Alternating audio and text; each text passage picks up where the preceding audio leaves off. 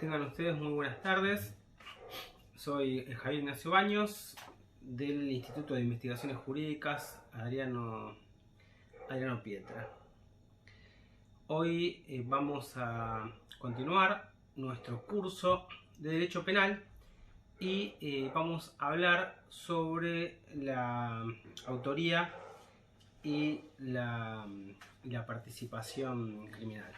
Nosotros en el último video, en la última clase, lo que habíamos visto fue el tema de las causas de justificación, estado de necesidad, legítima defensa, ejercicio de un derecho, cumplimiento de un deber. Así que después de cuando completemos este video, solo nos va a restar tratar el tema de la tentativa y ya damos por concluido los 3 módulos que le dedicamos a la parte general del derecho penal. Recordamos que este es un curso meramente introductorio que incluye, valga la redundancia, una introducción a la teoría general del delito y 3 módulos respectivos que le fueron dedicados en primer lugar a la teoría de la ley penal, después a la teoría del delito, el módulo 2, y el tercer módulo a la teoría de la pena.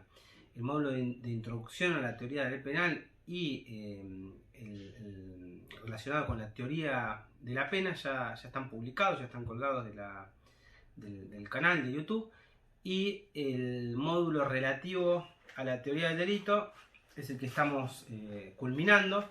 Ya tratamos el concepto de acción, tratamos la tipicidad, las causas de justificación, como dije en el último video, y nos queda por tocar en esta clase todo lo que son los problemas relativos a la autoría y la participación, y después vamos a dedicarle un video especial al problema de los concursos de delitos y otro para desarrollar muy brevemente algunos de los conflictos básicos que se presentan con relación al tema de la tentativa.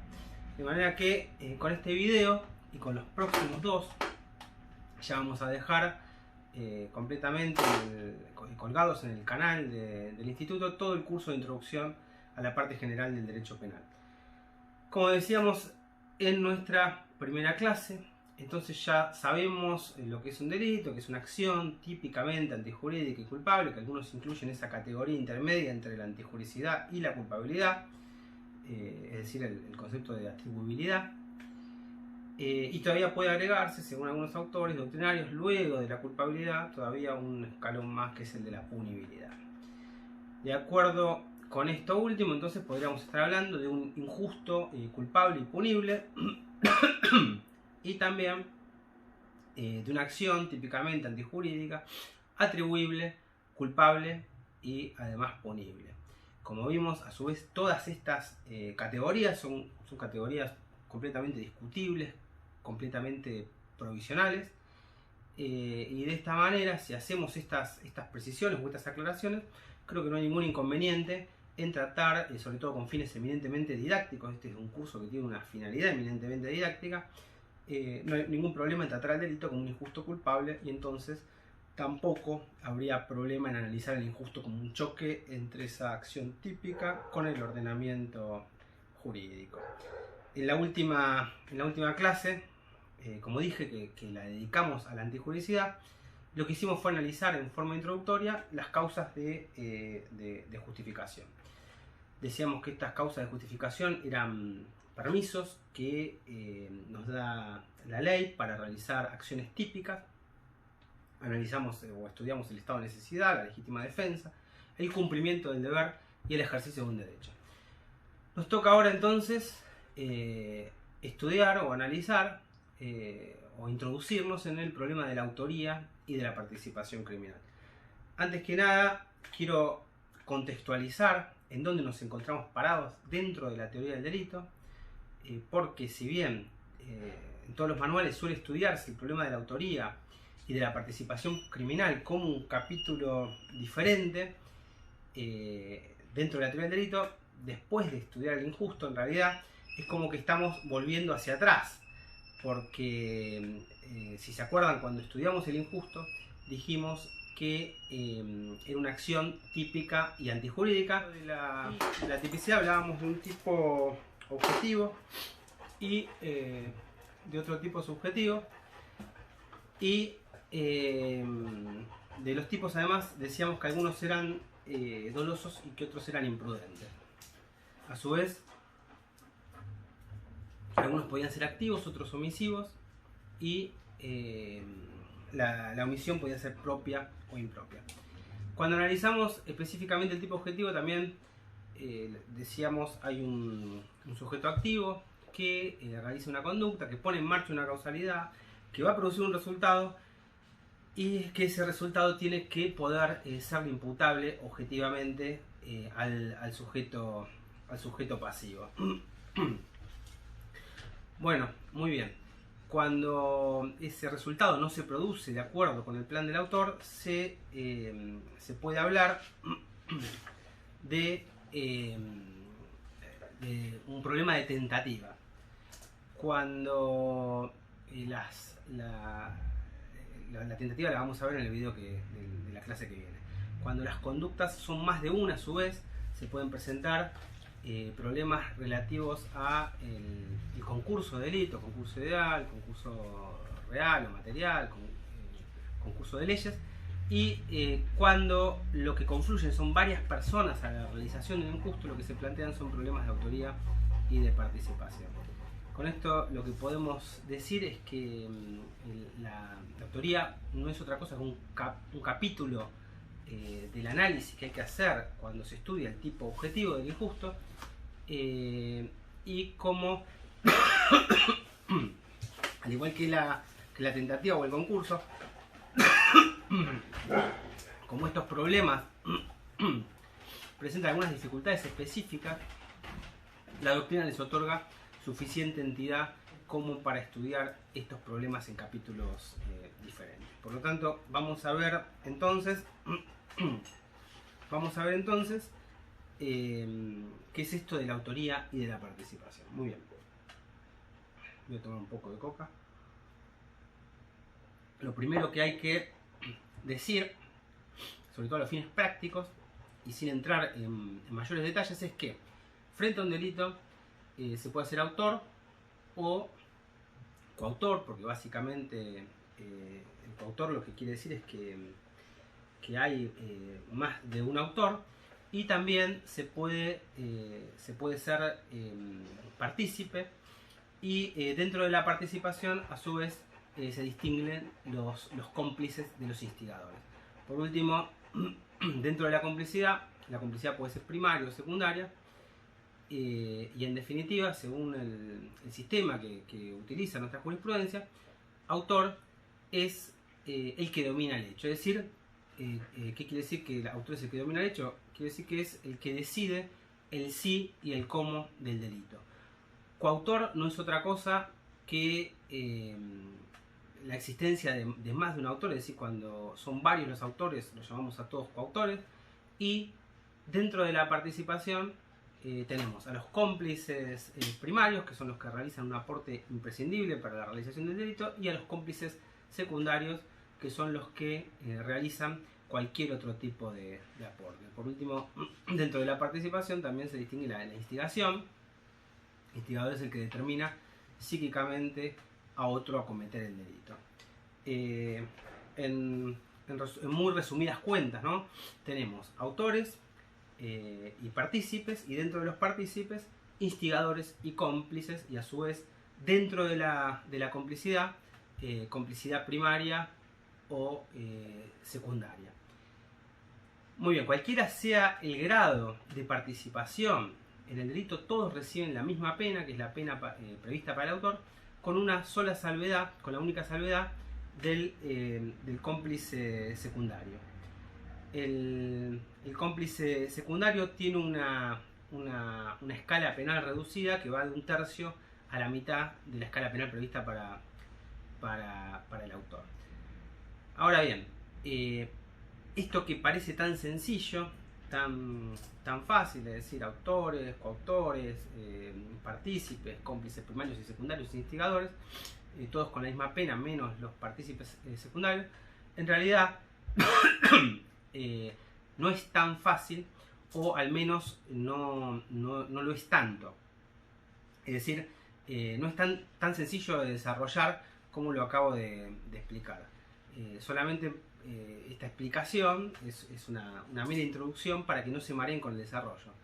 Porque si es verdad que se puede ser autor o coautor o partícipe, lo que hay que ver, lo que hay que diferenciar es qué es lo que se entiende por autor, cuántos tipos de autores conocemos, la autoría directa, la autoría mediata, cómo se distingue el cómplice del instigador y fundamentalmente qué diferencia hay entre el cómplice primario y el secundario, que es el que tiene menor pena. Son todos problemas que distan de tener soluciones pacíficas, que distan de estar definitivamente resueltos por la doctrina, es decir, hay diversas teorías y no siempre estas teorías se ponen de acuerdo, no siempre los autores se ponen de acuerdo entre sí, y hay algunos que ni siquiera reconocen que pueda distinguirse en forma tajante al cómplice primario del cómplice secundario. Es decir, incluso en muchas legislaciones esta distinción ya ha sido completamente suprimida. Vamos a ver. En primer lugar, ¿quién es el autor del delito? Muy bien, el autor del delito es, como anticipamos, el que domina el hecho, es decir, el que tiene las riendas del acontecimiento, el que decide el sí y el cómo de ese delito. Esta es la llamada teoría del dominio del hecho, pero hay otro tipo de posiciones. Por ejemplo, está la teoría extensiva de autor.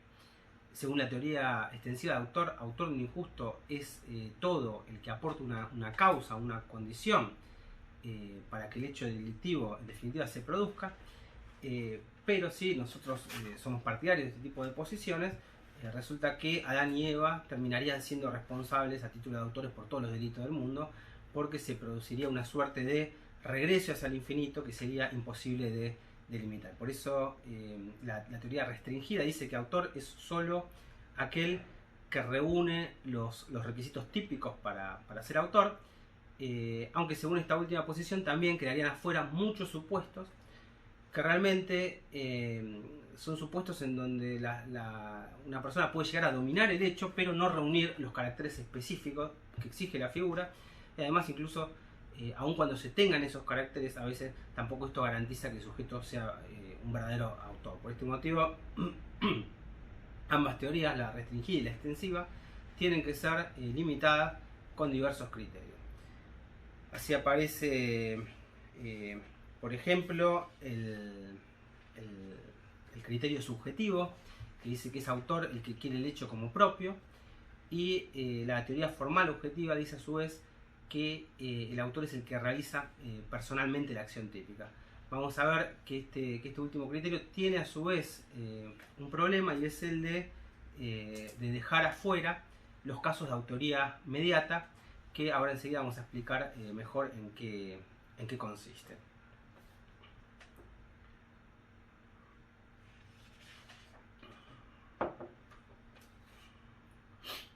En concreto, en concreto de todo esto,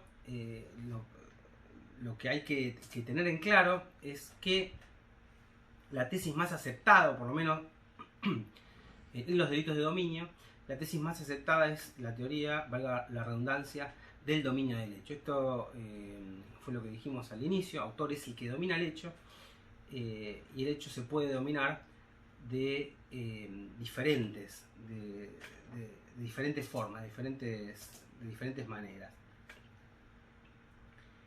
El hecho se puede dominar, por ejemplo, porque se realiza personalmente la acción típica, y también porque hay un codominio funcional conforme un plan de división de tareas entre varios autores, y también hay otras maneras de dominar, de manejar las riendas de la situación. Esta es la tesis central, digamos, la más importante, el criterio más utilizado por nuestra jurisprudencia, aunque para un examen de derecho penal no está de más también saber que existen otros criterios, como los anticipamos, que por ejemplo, según el criterio restringido, objetivo formal, formulado por Belin, el autor es el que realiza personalmente la acción típica y que, de acuerdo con el criterio extensivo, como también lo dijimos, que fue el formulado por Meissner, que en verdad es un concepto residual, todo el que aporta una condición para que se pueda producir el hecho, también sería autor. El criterio subjetivo es el que señala que es autor el que quiere el hecho como propio, y el criterio subjetivo también fue seguido por muchos penalistas alemanes hasta que finalmente se terminó por aceptar el concepto final de acción. En definitiva, para el concepto final o finalista de autor, que en rigor se basa en la doctrina de la acción final de Welse, que ya vimos al estudiar el concepto de conducta, autor es el que tiene el dominio final del hecho. Welse decía que autor es solo aquel que, mediante la dirección consciente del curso causal hacia la producción del resultado típico, tiene el dominio de la realización del tipo. Pero Welse dice, José Cerezo Mir, que por supuesto va a tropezar con dificultades en los delitos imprudentes y termina entonces por desdoblar el concepto de autor en dos conceptos diferentes. Para los tipos imprudentes o para los tipos culposos, autor es todo el que contribuye a la producción de un resultado que no responda al deber de cuidado, y los delitos dolosos sí, autor va a ser el que tiene el dominio del hecho. Por eso después vamos a analizar que no existe, por lo menos desde esta perspectiva, participación dolosa en los delitos imprudentes, y que tampoco hay participación imprudente o culposa en los delitos dolosos. Solo puede haber participación dolosa en el delito doloso.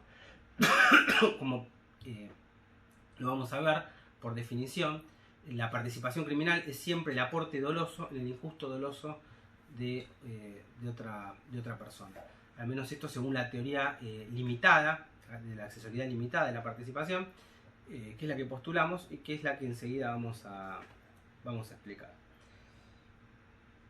Una aclaración antes de explicar estas teorías sobre la accesoriedad interna y externa, y es que Roxin, el profesor Klaus Roxin, en materia de autoría y con esa casuística que impregna toda la obra del profesor alemán, va a distinguir tres conceptos diferentes de autor según sea la categoría de los delitos de que se trate. Para Roxin, el autor es siempre esa figura central en la realización de la conducta delictiva, pero este concepto puede variar según cuando se trata de delitos de infracción al deber y para los delitos de propia mano. En definitiva, Roxin lo que hace es proponer tres conceptos de autor diferentes. Dice, en la mayor parte de los delitos, digamos, en los delitos dolosos, que son el gran grueso en la legislación penal, va a decir Roxin que autor es el que domina el hecho. Y acá acepta entonces este concepto que vimos nosotros y que es el que señala que el autor es el que decide el sí, el cómo, o el que tiene las riendas del suceso delictivo. Pero para los delitos imprudentes, para los delitos de comisión por omisión, los tipos de omisivos, y para ciertos tipos de delitos especiales, los delitos cometidos, por ejemplo, por funcionarios públicos en el ejercicio de su cargo, autor es solo, según Roxin, el sujeto que está supeditado a cumplir el deber, es decir, el sujeto que infringe ese deber que tiene de actuar. Es decir, que los delitos de infracción al deber, autor sería el que infringe ese deber. Y por último, en los delitos de propia mano, autor es el que, según Roxin, el que realiza personalmente la acción típica. Vemos entonces cómo va distinguiendo un criterio u otro de acuerdo a cada una de la categoría de delito de que se trate. Para los delitos de propia mano utiliza entonces Roxin la teoría formal objetiva. Muy bien. Vamos a dejar entonces de lado estos matices, estas diferencias, y hechas estas precisiones, vamos a decir que no estaría mal si aceptáramos en definitiva que en la mayoría de los supuestos, autor, por lo menos desde el punto de vista, para expresarlo desde el punto de vista bien didáctico, autor es el que domina el hecho. Ahora bien, ¿cuántas formas de autoría hay? Ya vimos que si varios autores confluyen a realizar un delito, en vez de hablar de autores en plural, hablamos de coautores. El coautor no es otra cosa que un autor cuando confluyen más de uno, es decir, cuando hay más de un autor, a todos los vamos a llamar coautores. Pero a su vez, dentro de la autoría, o dentro de la coautoría, que es exactamente lo mismo, se pueden distinguir tanto la autoría directa como la autoría mediata. La diferencia entre el autor directo y el autor mediato viene dada porque en el autor directo se ejecuta personalmente la acción típica, o si se vale de un instrumento, este instrumento ni siquiera actúa. Puede ser una persona el instrumento, pero por ejemplo se empujó a alguien o chocó a alguien para que ese a su vez empuje a un tercero. Pero la autoría mediata, al contrario, al hombre de atrás, el sujeto de atrás, se vale de un instrumento que actúa aunque no realiza injusto. Y esto es una consecuencia, como vamos a ver ahora, de la teoría limitada de la participación. Ahora la vamos a explicar. Resumiendo, sintetizando, antes de introducirnos con un poquito más de profundidad en el tema, autor directo es el que no se vale de otro, o si utiliza a otra persona de instrumento, este instrumento ni siquiera realiza conducta. Autor mediato, al contrario, es el que se vale de otro, que si bien actúa, porque si no sería autor directo, si bien el instrumento, en el caso de autoría mediana, actúa, este instrumento no realiza injusto, bien porque su conducta es atípica o porque su conducta está justificada. Roxin también con relación a este punto, con relación a esta categoría de autoría mediata, añade otra categoría que según ciertos autores es discutible. Se trata de la autoría mediata por la utilización de organizaciones o aparatos de poder jerarquizados, y es una categoría que fue ideada por Klaus Roxin pensando fundamentalmente en los crímenes nazis después de la Segunda Guerra Mundial, y que exige una estructura organizada de poder por donde puedan fluir las órdenes delictivas de arriba hacia abajo, y a su vez en esa estructura en donde los ejecutores, los autores que ejecutan la acción típica, tienen un cierto grado de fungibilidad, es decir, son reemplazables uno por otro, de manera que haría una suerte de como dos círculos de autores cerca de la pirámide, en donde salen las órdenes, y en la base otro nuevo círculo de autores que se acerca a los ejecutores, justamente contrariando los principios o las reglas generales en materia de autoría que como regla general dicen que no puede haber un autor detrás del autor. En definitiva, esta categoría, como dije, fue ideada por Roxin para el juzgamiento de los jerarcas nazis después de la Segunda Guerra Mundial, pero estos argumentos también se utilizaron después en Alemania para juzgar los crímenes del muro, después de la caída del muro de Berlín, y en Argentina tuvo mucho auge, tuvo mucha vigencia para los procesos que se siguieron contra los miembros de la Junta Militar por los delitos que se habían cometido durante la década del 70. Roxin además extiende la aplicación de este criterio no solo a los aparatos de poder estatal organizados, sino también a otras formas de delincuencia organizada, mafias, organizaciones terroristas, etc. En definitiva, autor es el que domina el hecho, autor mediato es el que se vale de un instrumento que actúa pero que no realiza un justo, y también tenemos esta teoría de Roxin del dominio del hecho por dominio de las estructuras de los aparatos organizados de poder.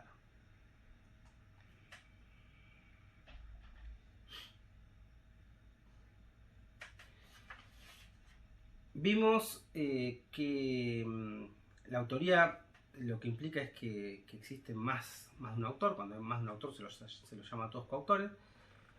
Y por lo tanto, si entre varias personas existe un acuerdo de voluntades para la ejecución de un hecho, y esto se dividen funcionalmente las tareas entre ellas, según esta teoría funcional del dominio funcional del hecho, todos serían autores, es decir, coautores. Por lo tanto, el autor y el coautor es más o menos lo mismo. Cuando hay más de un autor se los llama coautores. La autoría, por otra parte, se distingue de la participación en que, si bien en la autoría existe un dominio del hecho por parte del sujeto, la participación siempre va a ser accesoria de esta autoría, porque en definitiva la participación consiste simplemente en tomar parte del injusto realizado por otro autor. De ahí que se hable de esta naturaleza accesoria de la participación. Hay que decir que la doctrina distingue dos tipos de accesoriedad, una cuantitativa o externa y otra cualitativa o interna. La accesoriedad cuantitativa lo que exige es que el autor por lo menos haya comenzado la ejecución de ese injusto, es decir, que no se puede participar en un delito que ni siquiera se ha iniciado, tiene que haber por lo menos comienzo de ejecución por parte del autor, por eso la accesoriedad de la participación con respecto a la autoría. Y por otra parte existe lo que algunos autores llaman accesoriedad cualitativa o interna, que lo que implica es que la participación es siempre accesoria de la conducta del autor, y entonces se dan tres o cuatro teorías diferentes. Algunos dicen que el partícipe en realidad lo que hace es participar en una conducta típica, otros dicen que se participa en un injusto, y una tercera teoría, la teoría máxima, dice que se participa en un injusto culpable.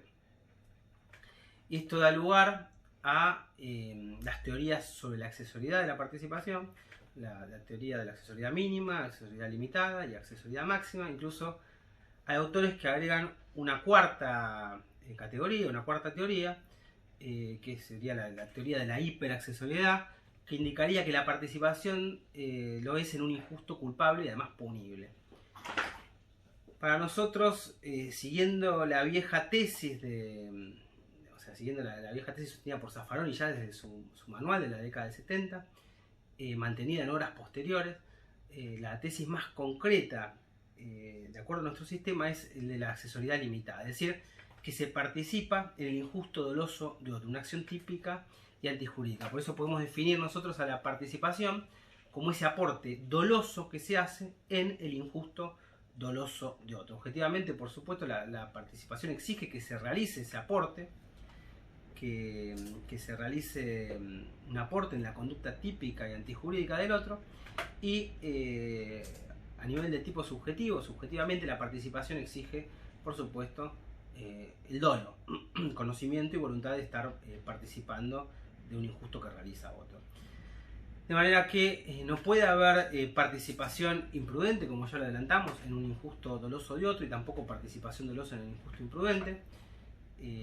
Si por hipótesis y en forma imprudente realizo, entre comillas, un aporte en el injusto doloso de otro, tal vez tenga que responder a título de autor imprudente de un delito, valga la redundancia, imprudente y culposo, pero ese delito va a ser diferente de que se impute a título doloso al otro autor. No voy a ser partícipe del hecho del autor doloso. Creo que es Ceresomir el que pone el ejemplo del médico que maliciosamente le dice a la enfermera que agregue más dosis de morfina de las que corresponden y terminan matando al paciente. No se trata de un supuesto de participación, sino que se trata de dos supuestos de autoridad diferente. Uno es autor doloso y la enfermera es autora de un delito autónomo e imprudente. Tampoco hay, como decimos, participación dolosa en el injusto imprudente. En todo caso, si llevo a la otra persona a un error de tipo que elimina el dolo, lo que sería es autor mediato, pero no partícipe doloso en el delito culposo. Cabe agregar que entre los partícipes hay que distinguir también, como ya lo anticipamos, los instigadores de los cómplices. Instigar es determinar a otro a cometer un injusto, y la instigación requiere a su vez tres elementos constitutivos. En primer lugar, esa instigación tiene que ser directa, como expresamente lo dispone el artículo 45 del Código Penal, argentino. Tiene que ser hecha a través de un medio psíquico, y en tercer lugar, el resultado de la determinación tiene que haber sido decidir al autor a realizar el injusto. La complicidad, en cambio, es una cooperación dolosa en el injusto doloso de otro, sea que el aporte consienta en una cooperación fundamental, o en una cooperación que no sea necesaria. Por eso la distinción entre cómplice primario y cómplice secundario. En grandes líneas, lo que podemos decir es que si el aporte es esencial para la realización del hecho, el cómplice se denomina partícipe primario y tiene exactamente la misma pena que el autor, y si el aporte del partícipe no es imprescindible, se habla de complicidad secundaria, y la pena que recibe el partícipe se disminuye en el momento de la determinación judicial de la pena de 1/3 a la mitad, de acuerdo con lo que determina el artículo 46 del Código Penal.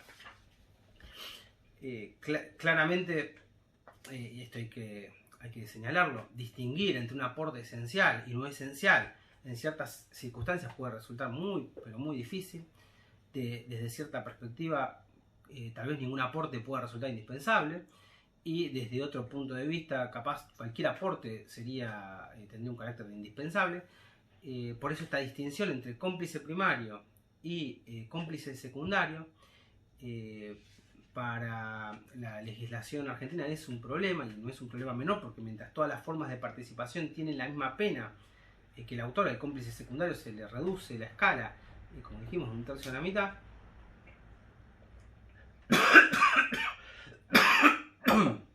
Y en definitiva, lo que pasa es que la figura del cooperador necesario se remonta a doctrinas que son de finales del siglo XIX, que hoy en día están prácticamente obsoletas, prácticamente abandonadas.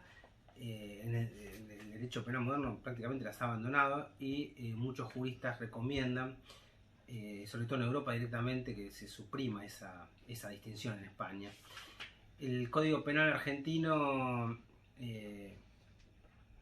sigue distinguiendo todavía, de acuerdo con la interpretación de los artículos 45 y 46 del Código Penal, entre autores, entre cómplices primarios, cómplices secundarios e instigadores, y por eso, en muy resumidas cuentas, podemos decir que autor es el que tiene el dominio funcional del hecho, sea que se trate de un autor directo o un autor mediato, que el autor mediato se puede valer un instrumento siempre que ese instrumento actúe pero que no realice un injusto. Coautores son los autores que se ponen de acuerdo para la realización de un plan delictivo común, pudiendo hacer cada uno todo el quehacer delictivo, o dividirse las tareas en forma funcional. La participación criminal es el aporte doloso en el injusto doloso de otro, según esta teoría de la accesoriedad limitada.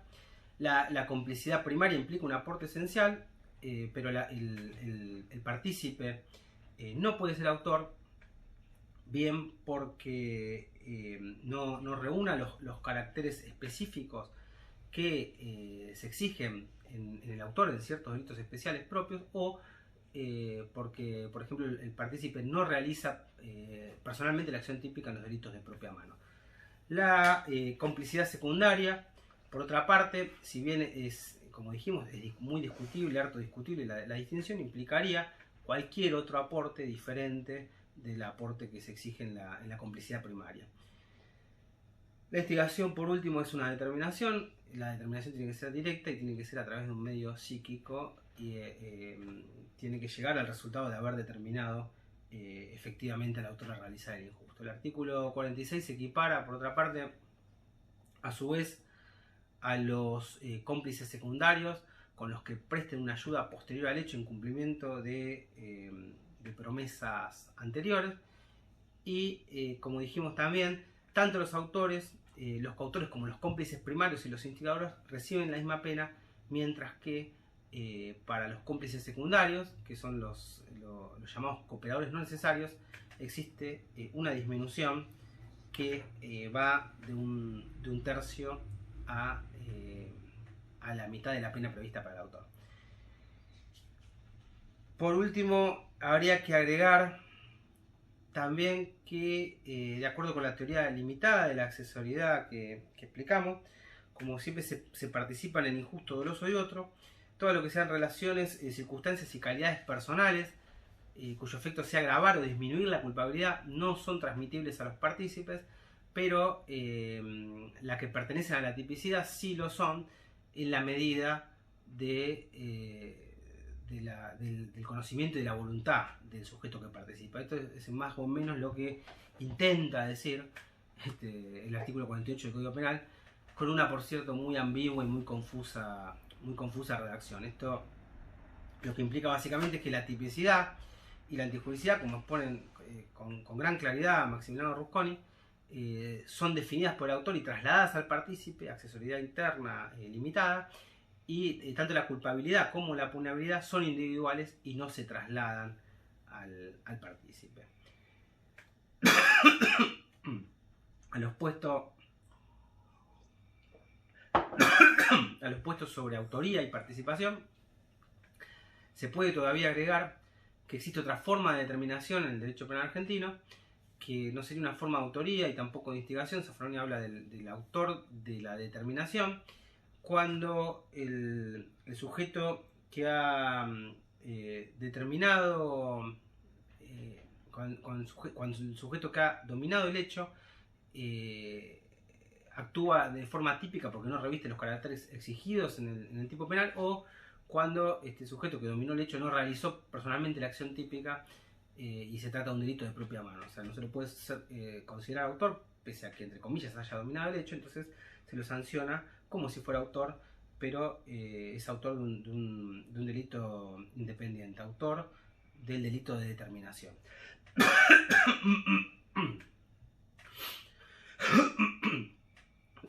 Resumiendo, para que queden claro lo que explicamos hoy, dentro de las previsiones del Código Penal argentino,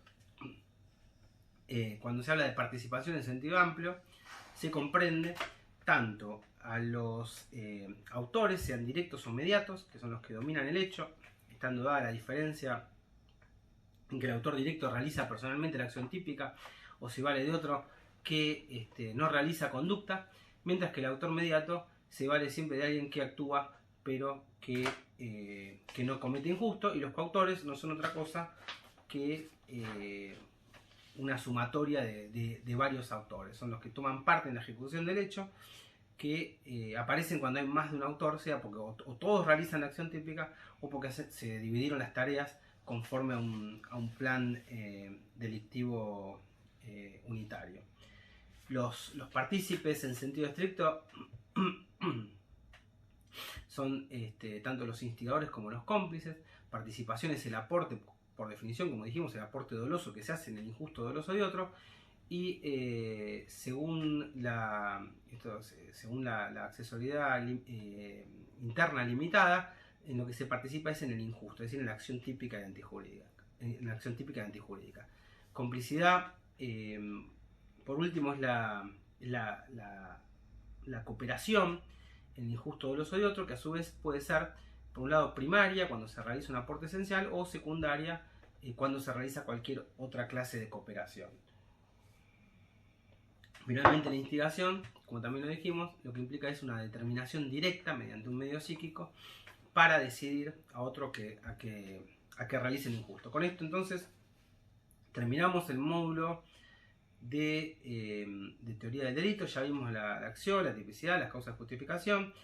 Vimos en este video los problemas que puede presentar el capítulo de autoría.